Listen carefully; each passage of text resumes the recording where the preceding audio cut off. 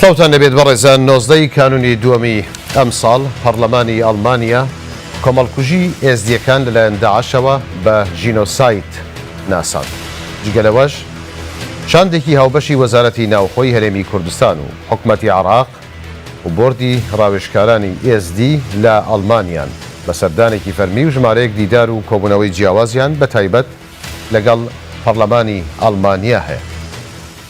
دکتۆر هێمن میرانی بەڕێوەبەری گشتی وەزارەتی ناوخۆی هەرێمی کوردستان کە لە هەمان کات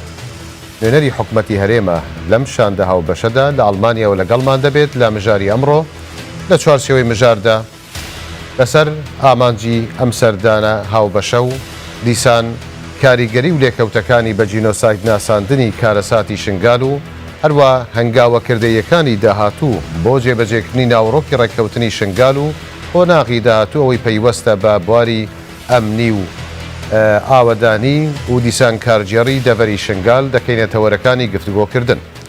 دکتۆر هێمن سڵاوت لێبێ، سوپاس کە لەگەڵمان بەشدارن. دکتۆر هێمن سڵاو لێوەی بەڕێز، خۆشحاڵم. دکتۆر با لە سەرەتا لەوە دەست پێ بکەین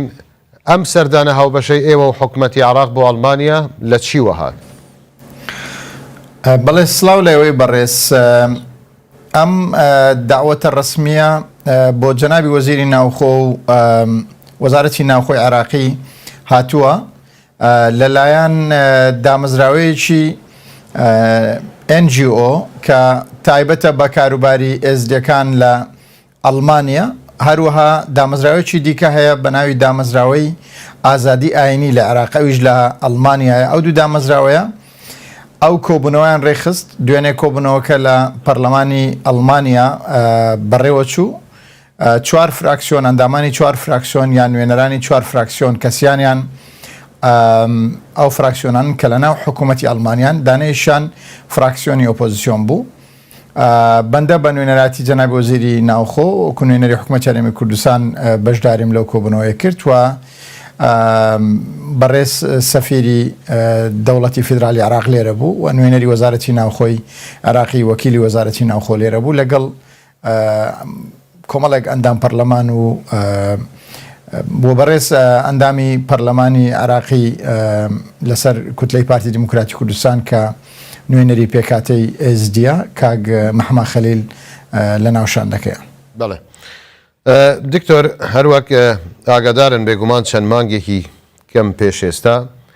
ئەو کارەساتەی شنگال یان کۆمەڵکوژی کوردانی ئێزی لەلایەن پەرلەمانی ئەڵمانیەوە بە جینۆسایت ناسێنرا. ئەم هەنگاوە چۆن دەیبینین و لێکەوتەکانی ئەم هەنگاوە بۆ داهاتوو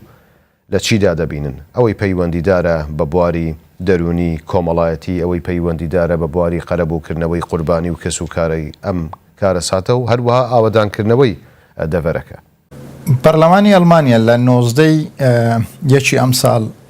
بڕیارێکی گرنگیدا بۆ بە جینۆسایت ناساندنی ئەو کۆمەڵکوژەی کە لەلایەن چەکدارانی تیرۆریستی داعش بەرامبەر بە خوشکوبرانی ئێزیدی بەڕێوە چوو. لە بڕیارەکە نزیکەی 20 خاڵی زۆر گرنگ لە بڕیارەکە هەن کە هەندێکیان پەیوەندیان بە بواری مافەکانی مرۆڤ و ناساندنی ئەو تاوانە بە جینۆساید و لێکەوتە کولتوری و ئابووری و سیاسی و ئەمنیەکان. یەک لەو خاڵە گرنگانە بۆ نموناوەیە کە پەرلەمان حکوومەتی ئەڵمانیا دەخاتە بەردەم مەسئولەتی ئەوەی کە ڕێگری بکرێت لەوەی جارێکی دیکە کوردانی ئێزدی ڕوبەڕووی کۆمەڵکوژی دیکە ببنەوە. دوێنێ لەو کۆبوونەوەی لێرە ئەنجامدرا باس لە ڕێکەوتنامەی شنگال کرا و باس لەوە کرا چۆن زەمینە سازی بکرێت بۆ جێبەجێکردنی ئەو ڕێکەوتنامەیە کە دوجار دەبێتە هۆکاری زەمینە سازی ئیداری و ئەمنی بۆ گەڕانەوەی خوشکوبرانی ئێزدی بۆ زێدی خۆیان، گەڕانەوەیەکی شەرەفمەندانە و سەربەرزانە کە دواتر بتوانن بە ئارامی ممارەسەی تقوساتی دینی خۆیان بکەن و بە ئازادی لەوێ بژین و کەس نەتوانێ جارێکی دیکە تەحەدا لەسەر ماف و ژیانیان بکە. هەروەها باز لەوە کرا کە چۆن پەرلەمان و حکوومەت و دامەزراوەکانی ئەڵمانیا لە چوارچێوەی ئەو بڕیاری ناساندنی ئەو کۆمەڵکوژیە بە جینۆساید بتوانن هاوکاری هەردوو حکوومەتی عراق و حکوومەتی هەرێمی کوردستان بکەن بۆ زەمینە سازی جێبەجێکردنی ڕێکەوتنامەی شنگال و گەڕانەوەی خوشکوبرانی ئێزدی بۆ زێدی خوان. بەڵێ بەر لەوەی زێدەتر فۆکەس بخەینە سەر ڕێککەوتنی شنگال یان ناوڕۆکی ڕێککەوتنی شنگال یان ئەو فاکتەرانەی کە تا ئێستا وایان کردو ئەم ڕێککەوتنە وەکو خۆی بە پراکتیکی جێبەجێ نەکرێت سەبارەت بەو داواکاری و بۆ چوونانەی ئێوە ئەوی پەیوەندیدارە بە قۆناغی دوای بە جینۆساید ناساندنی کۆمەڵکوژی ئێزدیەکان تێڕوانینی پەرلەمانی ئەڵمانیا یان پەرلەمانتارانی ئەو وڵاتە دواتریش لایەنەکانی دیکەی فەرمی ئەم حکومەتە چی دەبێت بۆ ئەوەی هەریچ نەبێت وەکو هەنگاوێکی بەپەلە و ئانیش بێت لە بواری مرۆیی و کۆمەڵایەتیش بێت پێشبینی دەکەن کە حکوومەتی ئەڵمانیا بتوانێت هەندێک هەنگاو بەو ئاراستایەدا لە داهاتوویەکی نزیکدا بهاوێژێت؟ ئەوان ئامادەی خۆیان پیشاندا کە ئێمە وەکو نوێنەرانی حکوومەتی هەرێمی کوردستان و حکوومەتی فیدرالی عراق ڕێگان پێ پیشان بدەین و هەنگاوی کردداری پیشان بدرێت لەلایەن حکوومەتی عراقەوە بۆ زەمینە سازی بۆ جێبەجێکردنی ڕێکەوتنامەی شنگال تا ئەوان وەکو حکوومەتی ئەڵمانیا بە دەوری خۆیان هەڵبستن. طبعاً لە هەرێمی کوردستان لیژنەیەکی باڵا هەیە کە سەرپەرشتی ئەو پرۆسێ دەکات بە سەرۆکاتی جەنابی وەزیری ناوخۆ و ئەندامەتی ژمارەیەکی بەرچاوی وەزیرەکانی حکوومەتی هەرێمی کوردستان هەردوای بڕیارەکەی پەرلەمانی ئەڵمانیا و لیژنە باڵایە کۆبوونەوەی خۆی کرد و سوپاسی حکوومەت و پەرلەمان و گەلی ئەڵمانیای کرد بۆ تێپەڕاندنی ئەو بڕیارە و هەموو ئامادەیەکی حکوومەتی هەرێمی کوردستان پیشاندرا ئەمە دوێنێ لەو کۆبوونەوەیە جەختمان لەو ئامادەکاریە کردەوە کە ئەوەی وەکو بەرپرسیارەتی هاوبەش دەکەوێتە سەر حکوومەتی هەرێمی کوردستان و دامەزراوەکانی هەرێمی کوردستان ئێمە ئامادەین کە هەر لە ئەمڕۆوە دەست بە هەموو ئەو ئەرکانە بکەین و ئەرچی خۆمان جێبەجێ بکەین. ئەوەی دەمێنێتەوە ئەرکەکان بەشێکیان ئەرکی هاوبەشن مەسەلەی بۆ نمونە هەڵبژاردننی قایمقامێکی نوێ خاڵی یەکەم و قۆناغی یەکەمی جێبەجێکردنی ڕێکەوتنامەی شنگالە لە چوارچێوەی سیاقاتی قانونی و دەستوری پێویست وایە حکوومەتی عراقی ئەم ئەرکە جێبەجێ بکە بەبێ جێبەجێکردنی ئەم ئەرکە ناکرێ بچینە قۆناغی دووەم کە قۆناغی نۆرمەلایزەیکردنی بواری ئەمنیە ئەوەی کە لە خاریتەی تەریقی یان لە نەخشە ڕێگای ڕێکەوتنامەی شنگالە لە 9 خاڵە باس کراوە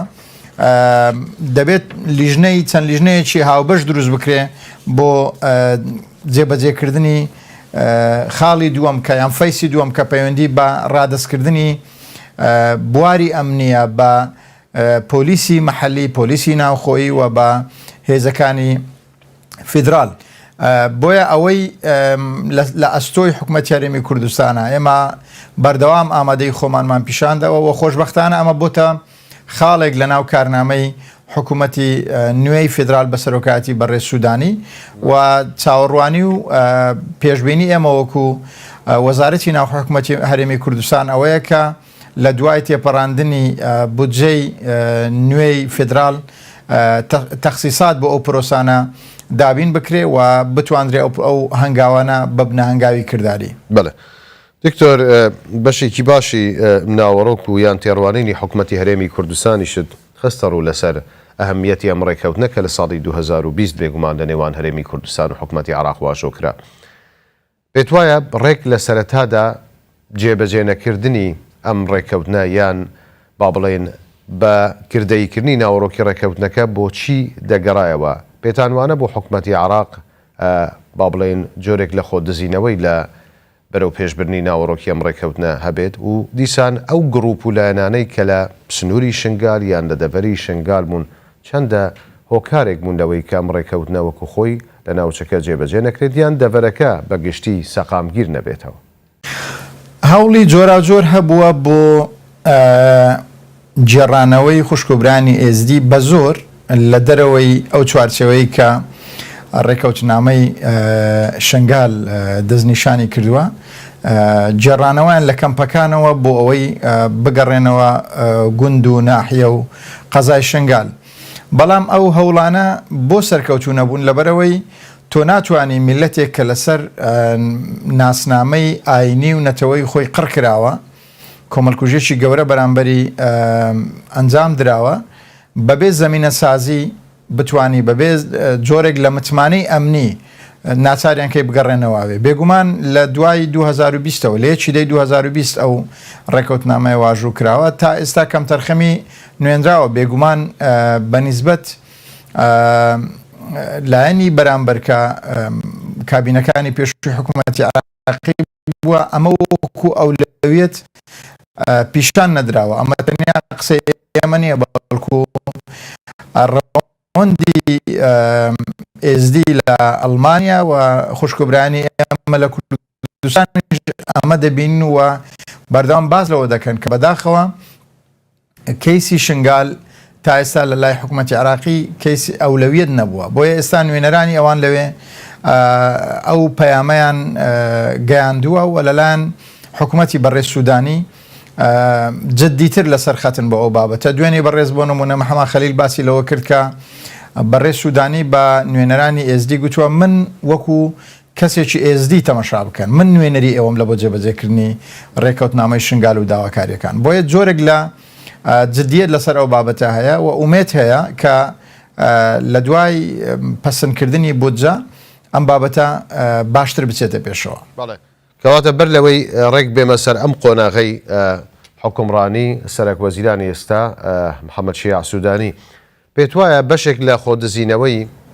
حکوومەتی عێراق لە ناوەڕۆکی ڕێککەوتنی شنگال یان بەدەستەوەنەدانی ئەو متمانەی کە بۆ خودی ئSDەکان پێویستە بەر لەوەی بگەڕێنەوە سەرزێدی خۆیان هەر ناچێتە ئەم چوارچێوەی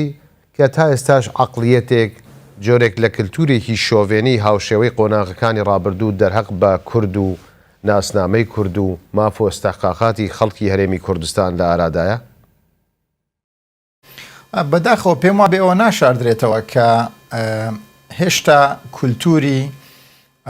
یەکتر قبولکردن وەکو خۆی لە عێراق نەچەسپاوە هێشتا بەچاوی هاوڵاتی پلەیەک و دوو لە نێو بەشێک لە دامەزراوەکانی دەوڵەت و لە نێو بەشێک لە گروپ و ئەحزابی سیاسی و ئەمانە وجودی هەیە من ناتوانم بڵێم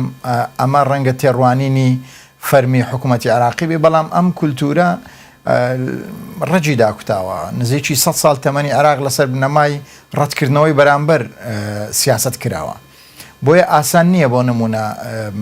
یەکسەر بێ بڵێ ئەو تێڕوانینە گۆڕدراوە و خەڵک ئازادە لەوەی چم میلەتێک بێ چ دینێک بێ چ مەسەبێک بێ من لەسەر ناسنامە لە دوای 2023 بە سەدان و بە هەزاران خەڵک کوژراون خاڵێکی دیکە کە لە پرسیارەکەی پێشوو باست کرد بۆ نمونە من دەمەوێت لێرە تاکیدی لەسەر بکەمەوە مەسەلەی بوونی هێز و تەجەموعاتی عسکەری غێر شەرعیە لە شنگال و لەو ناوچەیە کە ئەمانە بربەستی سەرەکی گەڕانەوەی خوشکبرانی ئSDین بۆ ناوچەی خۆیان ئەو هێزانەی هەندێکیان هێزی غێر عێراقین بۆ نمونە هێزی گروپەکانی پەکەکە لەوێ یان ئەو گروپی میلیشای دیکەی جۆراوجۆر کە لە دەرەوەی دامەزراوەی عسکەری عێراقی تەواجودیان هەیە ئەمانە نوێنەرایەتی بەرژەوەندی دیکە دەکەن لەوێ ئەوانە نوێنەرایەتی بۆ نمونە خەڵکی شنگال ناکەن نزیکی 180 خەڵکی ڕەسەنی شنگال ئێستا لە دەرەوەی شنگال لە کەمپەکانە یان کۆچی کردووە بۆ ئەوروپا ئەمانە بۆ ناگەڕێنەوە بێگومان هەموو کاتێک هەموو مرۆڤێک حەز دەکات لە ناو ماڵ و زێدی خۆی بژێ ئەوانە لەبەرەوەی متمانەیان بەوە نییە کە سەر و ماڵ و کەرامەتیان پارێزراوە لە ئێستادا بۆیە پێشتریش کابینەکانی پێشووی حکوومەتی عێراقی خۆیان پاراستووە لەوەی لە ڕێی هێزەوە ئەو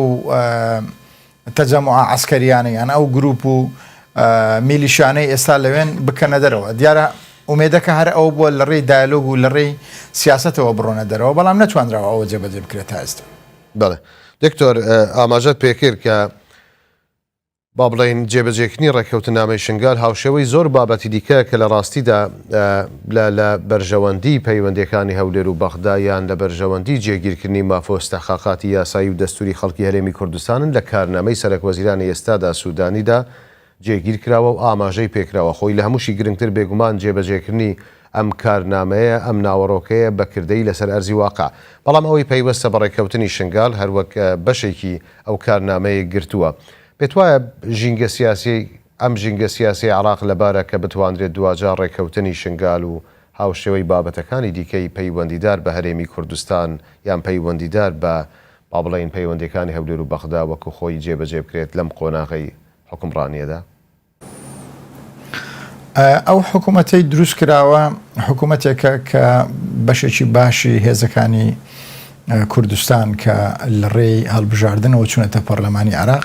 بەشدارن لە دروستکردنی حکوومەتەکە لە نووسینەوەی کارنامەکە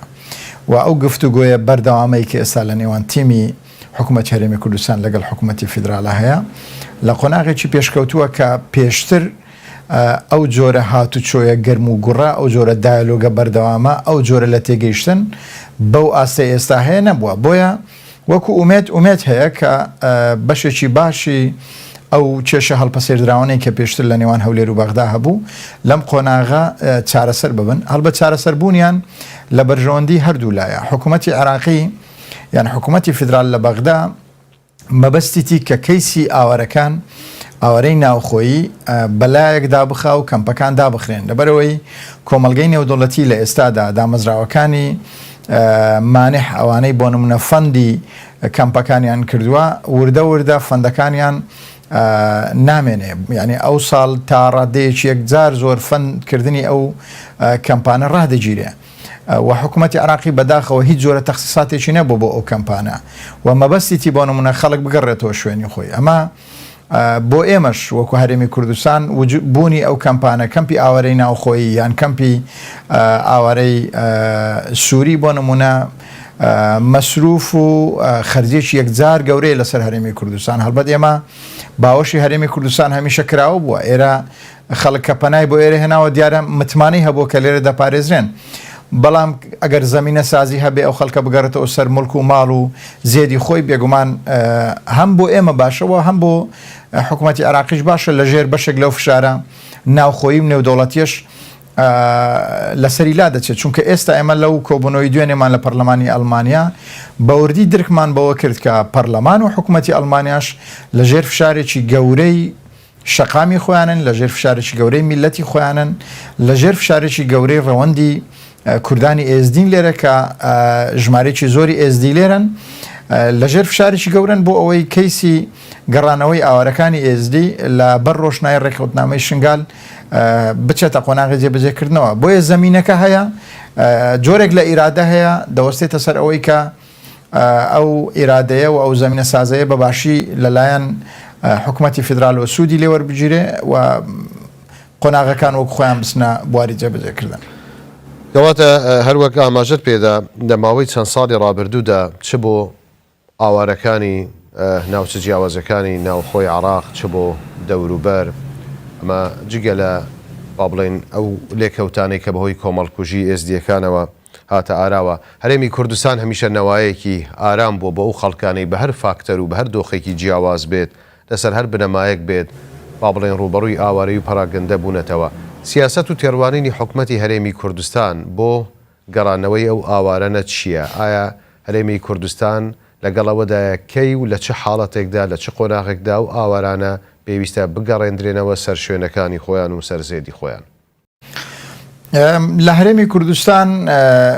ژمارە چێزگار زۆر کەمپی IDPs ئەوانەی ئاوارەی ناوخۆییان پێ دەڵێن لەگەڵ کەمپی ڕیفیوجی یان ئاوارەی ئەوانەی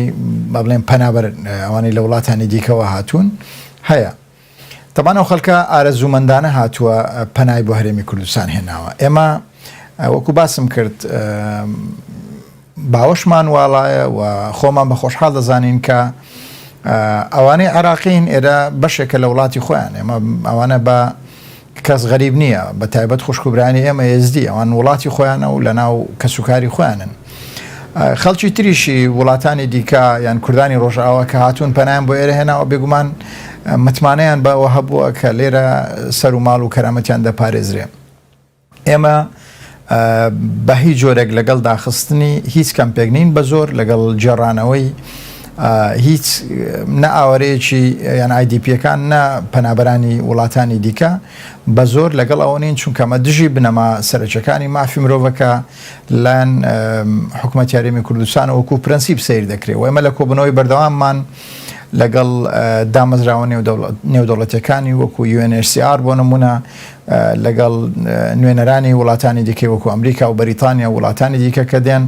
دوێنێ لە پەرلەمانی ئەڵمانیش باسمان لەوە کرد کە ئێمە لەگەڵ گەڕانەوەی ئارزومەندانین لەگەڵ ئەوەین کاتێک زمینە سازی دەکرێت خەڵک خۆی بڕیار دەدا بچێتەوە سەر ماڵ و حاڵی خۆی ئێمە لەگەڵەوەین ئەو کاتە دەرگا دەکرێتەوە ئێمە هەموو جۆرە هاوکارێک پیشان دەدەین و ئێستا لەگەڵ کۆمەڵێک دامەزراوەی نێودەوڵەتی وەکو IOM لەسەر خەتین بۆ ئەوەی ئەوان پێشتر ئینیشیتیڤی یان جۆرێک لە دەست پێشخەری گەڕانەوەی ئارەزوومەندانەی ئێزدەکانیان هەبووە و نزیکی زیاتر لە 1000 خێزان لە دوای ڕزگارکردنی شنگال گەڕانەوە بە ئارەزوومەندانە بەڵام دواتر لە بەهۆی بردومانی تورکیا بۆ سەر هێزەکانی پەکەکە لەوێ بەهۆی ئەو پێکدادانین لە نێوان هێزەکانی عراقی و ئەو گروپ و میلیشانەی لەوێ هەیە چەند جارێک ڕوویدا بەشی زۆری ئەو خەڵکە جارێکی در کۆچی پێچەوانەی کرد و شنگالی بەجێشت بۆیە ئێمە لەگەڵ زمینە سازین ئێمە لەگەڵ ئەوەین کە ئەو خەڵکە دەگەڕێتەوە دەبێ ئارەزوومەندانێ دەبێت زمینە سازی بکرێ و دەبێت کەرامەت و ژیان و سەر و ماڵیان لەوێ پارێزراو بێ لە ماڵی خواننەوە لە کوردستان لە کەمپەکان لە ناو ماڵی خوانن و ژمارەیەکی زۆریشان لە دەروی کەمپەکانیشن ینی من هەندێک داتام لە لای ئێستا دەمەوێت لەگەڵ بینەرانی بەڕێ شێری بکەم 20781 خێزانی ئێزدی لە دەروی کەمپەکانن لە ناو کەسوکاری خۆیان دەژین 24327 خێزان لە ناو کەمپەکانن. بەڵێ دکتۆر چەند جارێک تاکیدت لەسەر پێویستی زمینە سازیە کردەوە لەلایەن حکوومەتی عراق بۆ گەڕانەوەی کوردانی ئێزدیان خوشکوبرانی ئێزدی بۆ سەر زەیدی خۆیان پێت وایە حکوومەتی عراق نایەوێت ئەو زمینە سازیە بکات ئەم متمانەیە دروست بکات یان ناتوانێت چکە جیاوازی هەیە لەوەی کە عەمدە نەیەوێت شتێک بکات لەوەی کە ناتوانێت لە ناتوانێت مەبەستم ئەوەیە کە حکوومەتی عراق وەکو پێویست کۆنتترۆلی ئەمنی و سەربازی لەسەر سنووری شنگال نەبووە بەهۆی ئەوەی کە پێش ئێستا و تا ئێستا ژمارەیە گروپ و لایەنی جیاواز هەن کە لە دەرەوەی هەیمەنەتی حکوومەتی عراقدان لە ڕاستیدا. من ڕەنگە پێشتر باوەڕی من پێشتر ڕەنگە هەردووچی بوو بێ بەڵام ئێستا ڕەنگە بیانەوێ بەڵام ئاسان نەبێ ئەوان لەگەڵ ئەوەن کە لە ڕێگە ئاسانەکەەوە بکرێت لە ڕێی دایلۆگ و سیاستەوە بکرێت ئەمەش ڕەنگە وسەلماشەوە 2 ساڵ تێپەڕیوە کارێکی ئاسان نییە کە بە دایلۆگ لە ڕێی گفتوگۆوە ئەو هێز و چەکدار و گروپە جۆرا و جۆرە غێر شەرعیانی لە شنگالن بڕۆنە دەرەوە چونکە بەبێ دەرچوونی ئەوان ئێزدەکان ناتوانن بگەڕێنەوە. دکتۆر ناوەڕۆکی ڕێککەوتنی شنگال بێگومان کۆمەڵێک لایەنی جیاواز لە خۆی دەگرێت بەڵام ئەگەر هەمووی کۆ بکرێتەوە ئەم لایەنانە لە چوارچێوەی ئاوەدانکردنەوە ئەمنی و کارگەڕیدایە لە یەکێک لە ناوەڕۆکەکانی ئەم ڕێککەوتنە کە حکوومەتی هەرێمی کوردستانی زۆر جەختی لێکردوتەوە ئەوەیە دۆسیەی ئەمنی شنگال یان دۆسیەی ئەمنی پاراستنی سنوورەکە لە چوارچێوەی هێزێکی فیدراالی دابێت ئێوە تێڕوانین و سەرنجی ئێوە لەسەر ئەمە چییە پێت وایە لە داهاتوودا حکوومەتی عراق بتوانێت هەنگاوێکی کردەی بەم ئاراستەیە بەهاوێژێت کە دۆسیە ئەمنی بکەوێتە دەست خەڵکانێک کە لە خودی شنگالیان لە دەوروبەری شنگال بن تێڕوانینی ئێوە لەسەرەمە. ئەمە دوێنێ لەو کۆبوونەوەی لە پەرلەمانی ئەڵمانیا جەختمان لەو خاڵە کردەوە کە قۆناغی دووەمی جێبەجێکردنی یان محوەری ئەمنی محوەری دووەمی جێبەجێکردنی ڕێکەوتنامەی شنگالە لە خاڵی بە باز لەوە دەکا کە بۆ پاراستنی ئەمنێتی قەزاکە پێویستە 2500 کارمەندی نوێی هێزی ئاسایشی ناوخۆیی لە شنگال دابمەزرێ لەگەڵ ڕەچاوکردنی بەشداریکردنی ئاوارەکان و خەڵکی دیکەی سنوورەکە کە دوایی دەڕۆیە سەر مولحەقی ئیتیفاقەکە لەوێدا باز لەوە دەکرێت لە خاڵی پێنجەم کە لەو 2500 کەسە پێویستە 1000 کەسی خەڵکی سنجار بێ و 1500 کەسی لە ئاوارە و ئاوارەی ناو کەمپەکان و ئەو خەڵکانە بن کە خەڵکی قەزاکەن. چێ ئەوەرکە جێبەجێ دەکات لە ئیتفاقەکە هاتووە کە مەکتەبی سەرۆگۆزیرانی فیدرال لەگەڵ وەزارەتی ناوخۆی عراقی دوێنێ لەو کۆبوونەوەی لێرە کرا نوێنەری وەزارەتی ناوخۆی عراقی باسی لەوە کرد کە ئامادەکاریەکان بۆ جێبەجێکردنی ئەو خاڵە و ئەتە بۆ دامەزراندنی 2500 کارمەند جێبەجێ کراوە و خەریکن تەخسیساتی دارایی بۆ دەکەن هەڵبەتەوە هەنگاوێکی باشە بەڵام زۆر زەرورەکە بە تەواوی ڕەچاوی ئەوە بکرێت کە پێویستە دەقی ئیتفاقیەکە یان دەقی ڕێکوتنامەکە وەکو خۆی جێبەجێ بکرێ هەندێک لیژنەی مشتەرەك لیژنەی هاوبەش لە نێوان حکوومەتی فدرال حکوومەتی یاریمی کوردستان بڕیاری لێدراوە لەوێ بۆ سەرپەرشتیکردنی جێبەجێکردنی ئەو مەلەفانە دەبێ ئەو مەلەفانە لەلایەن ئەو لیژنە هاوبەشانەوە سەرپەرشتی بکرێن نەک تاکلایەنە بۆ نمونە ئەو بڕیارانە بدرێ بڕیاری دامەزرانی 2500 کەسەکە بڕیارێکە ڕاستە نووسراوە مەکتەبی سەرۆکوەزیران و وەزارەتی ناوخۆ دەبێ بیکە بەڵام خاڵەکانی دیکە پەیوەندیان بەو بابەتە هەیە پێویستە لەلایەن لیژانی هاوبەشەوە پشکنین بۆ ئەو 2500 کەسە بکرێ فایلیان بۆ نمونە چێک بکرێ چێنە و بەجددی خەڵکی ئەو سنوورن و ئەوانن و 1000 کەسیان دەبێ خەڵکی ناو شنگال بن 1500 کەسەکەی تر دەبێ ئەوانە بن کە ئێستا لە کەمپەکان دادنیشن و خەڵکی ناحیە و گوندەکانی دیکەش بن. دکتۆر هێمن میرانی بەڕێوەبەری گشتی وەزارەتی ناوخۆی هەرێمی کوردستان لە هەمان کات ئەندامی شاندی هاوبەشی هەرێمی کوردستان و حکوومەتی عێراق بۆ ئەڵمانیا لە ئەڵمانیەوە لەگەڵمان بەشدار بوون زۆر سوپاس بۆ بەشداربوونی جەنابەت. سوپاس بۆ بەڕێز. ئەمە ناوەڕۆکی مژاری ئەمڕۆ بوو لە کوردستان تیڤیەوە پێشکەشکرا تا دیدار بەخوای گەورەتان بەسپێت.